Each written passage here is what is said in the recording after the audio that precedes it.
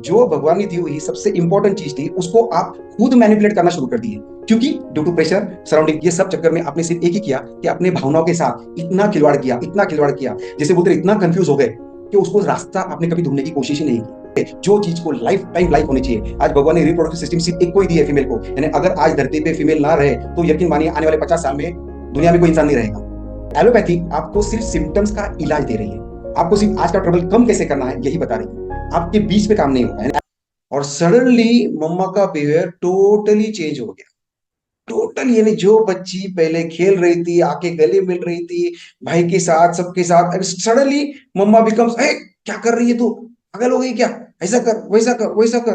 वो लड़की समझ में ही नहीं पा रही थी कि वो क्या गया है। विद इन फ्यू डेज ऐसा क्या चेंज हो गया। फिर चालू हुआ रिस्ट्रिक्शंस। रिस्ट्रिक्शन काय के बारे में, साथ में नहीं बैठना, साथ में नहीं सोना, साथ में नहीं खाना, कपड़े के रिस्ट्रिक्शन चालू हो गए। अरे मम्मा पहले तो मेरी स्कर्ट के लिए मना नहीं कर रही थी, अब ये क्या चालू हो गया, ये what is going to happen, ये क्या हो रहा है, क्यों हो रहा है। वो बच्ची समझने से पहले ही कंफ्यूज हो गई। फिर यही सिचुएशन पे आगे बढ़ते गए और बहुत से ओपिनियन इनडायरेक्टली बाहर से अंदर से आने लग गए। और उस पार्ट को डिस्कशन जो है वो प्राइवेसी में होने लग गया। मम्मा अपने प्राइवेट फ्रेंड से डिस्कस कर रही है, कुछ अलग से कर रही है, बच्चे को समझ में आ रहा है कुछ ना कुछ तो है, लेकिन mama is not trying to explain that things to the kids. So ये एक फेज आ गया लाइफ में। लड़की फिर कंफ्यूज हो गई, what I have done wrong, it is my mistake या मेरी बॉडी की मिस्टेक है, ये मैंने क्या गलती कर दी ऐसी। तो रिस्ट्रिक्शंस बढ़ने लग गए। घर में पूजा है, ध्यान रखो साइकिल्स नहीं आने चाहिए। बाहर घूमने जाना है, ध्यान रखो। घर में ये है, घर में वो है, घर में वो है, घर में है। मतलब आपके लाइफ में आपकी प्रायोरिटी ही चेंज हो गई। जो भगवान ने दी हुई सबसे इंपॉर्टेंट चीज थी उसको आप खुद मैनिपुलेट करना शुरू कर दिए। क्योंकि due to pressure surrounding pressure, वो जो लड़की है जो जिसकी शादी हुई रही थी उसके पीछे हजार टेंशन है। वो टेंशन में ये टेंशन हो गया कि मैं लोगों को संभालूं या अपनी बॉडी को संभालूं।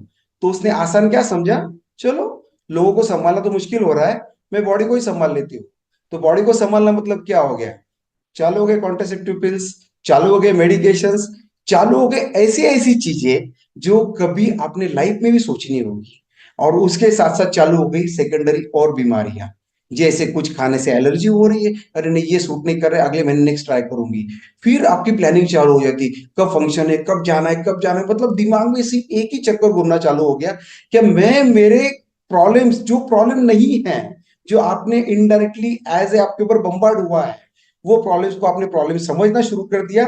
और उसको ओवरकम करने के लिए आप वो सब चीज करने लग गए जो आप कर रहे थे। आपने अपनी अगले जनरेशन को ये कैसे एक्सप्लेन किया, आपने कभी सोचा क्या, क्या मैं जो फेज से गुजरी हूं वो फेज से मेरी पोती भी गुजर रही है, मेरी बहू भी गुजर रही है, मेरी बहू बड़ी होने वाली है, उम्र बढ़ेगी, उसके साथ साथ मेरा पास भी आएगा।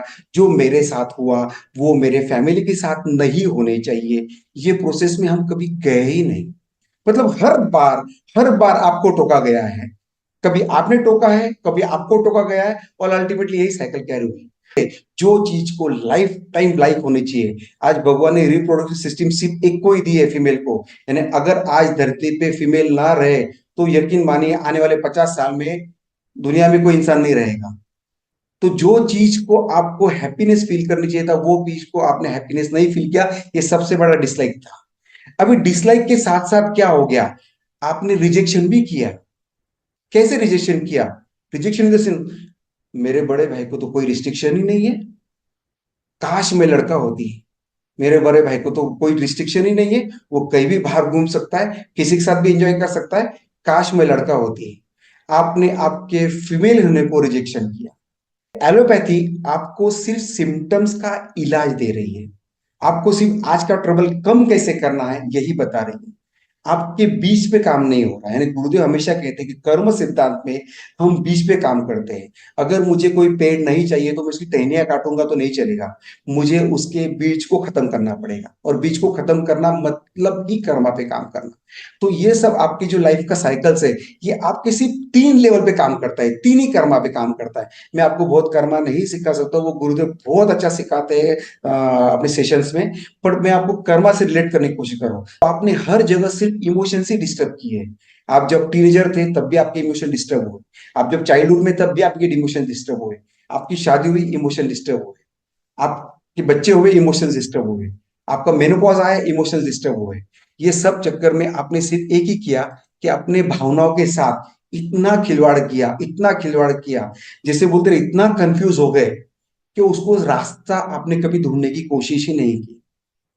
तो आज आपके लिए खुशी की बात यह है, क्या कर्म सिद्धांत के ऊपर हम इन सब के प्रॉब्लम्स के ऊपर सॉल्यूशंस लाए हैं। लाने के लिए आपको कर्म सिद्धांत पूरी तरह से डिटेल समझना पड़ेगा। बहुत ही आसान लैंग्वेज में गुरुदेव समझाते हैं। और ये आपकी जो प्रॉब्लम्स है जो आपके साथ हुए हैं, आपको लगता है अपने बहू के साथ नहीं करना है, आपको जरूरत है। आप अगर माँ है, आपको लगता है मेरी बेटी के साथ नहीं होनी चाहिए, तो आपको जरूरत है। ऐसी कितनी ही छोटी छोटी बातों से हम खुद को रोज प्रभावित कर लेते हैं और अपनी शक्ति को हीन करते चले जाते हैं। अपने इमोशंस को कैसे मैनेज करना है ये हमें कोई नहीं सिखाता। अगर आप भी किसी इमोशनल प्रॉब्लम या फीमेल हेल्थ प्रॉब्लम से परेशान हैं तो आज ही सीक्रेट ऑफ कर्मा काउंसलिंग लें और अपनी शक्ति को वापस जागृत करें। कर्म सिद्धांतों को और गहराई से सीखकर दूसरों के जीवन में परिवर्तन लाने के लिए टीचर ट्रेनिंग प्रोग्राम से जुड़ें। अधिक जानकारी के लिए 9822186080 पर कॉल करें।